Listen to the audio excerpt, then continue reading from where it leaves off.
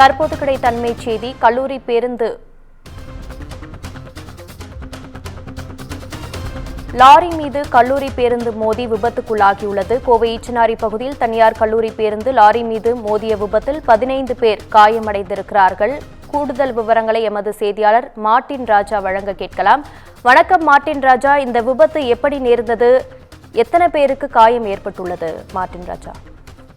கோவை பொள்ளாச்சி சாலையிலே ஈச்சனாரி பகுதியில் அமைந்திருக்கிறது கற்பகம் பல்கலைக்கழகம். இந்த பல்கலைக்கழகத்தில் கோவை மாவட்டம் முழுவதும் இருந்து மாணவ மாணவிகளை அழைத்து வருவதற்காக கல்லூரியின் பேருந்து நாள்தோறும் அனுப்பப்படுவது வழக்கம். அதே போல இன்று காலை சூலூர் பகுதியிலே இருக்கக்கூடிய மாணவ மாணவிகளை கல்லூரி பேருந்து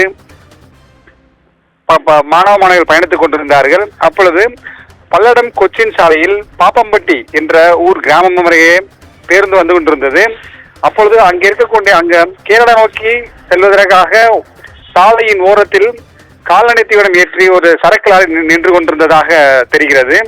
அப்பொழுது இந்த கல்லூரி கற்பகம் கல்லூரியின் ஓட்டுநர், பேருந்து ஓட்டுநர் நிலைத்தடுமாறி அந்த சாலையின் ஓரத்தில் நின்று இருந்த அந்த கால்நடை தீவன லாரி, சரக்கு லாரி மீது மோதியதாக தெரிகிறது. இதிலே 4 மாணவிகள் உட்பட 15 மாணவ மாணவிகள் படுகாயம் அடைந்தனர். உடனடியாக அந்த கிராமத்தில் இருந்த கிராமவாசிகள் உடனடியாக அந்த மாணவ மாணவிகளை மீட்டு அருகாமையில் இருந்த அரசு மருத்துவமனை மற்றும் தனியார் மருத்துவமனையில் சிகிச்சைக்காக சேர்த்திருக்கிறார்கள்.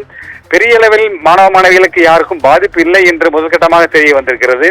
இது தொடர்பாக சூலூர் காவல் நிலையத்த போலீசார் இந்த விபத்து வழக்கு பதிவு செய்து விபத்து ஏற்படுத்திய அந்த கற்பகம் பல்கலைக்கழகத்தின் பேருந்து ஓட்டுநரிடம் விசாரணை மேற்கொண்டு வருகிறார்கள். உங்கள் விவரங்களுக்கு நன்றி மார்ட்டின் ராஜா.